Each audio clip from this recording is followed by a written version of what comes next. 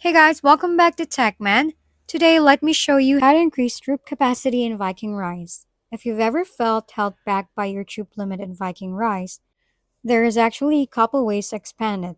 The first is through your academy.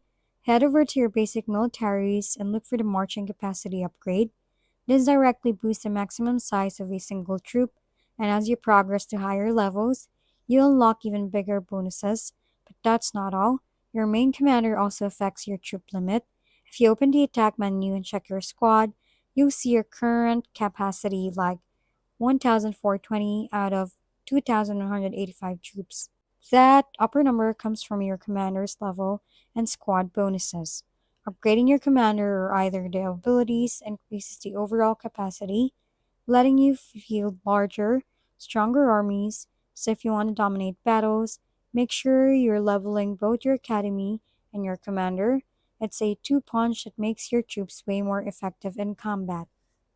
If we've been helpful, kindly give us a thumbs up and don't forget to hit the subscribe and bell button for more contents. For any questions and suggestions, comment down below.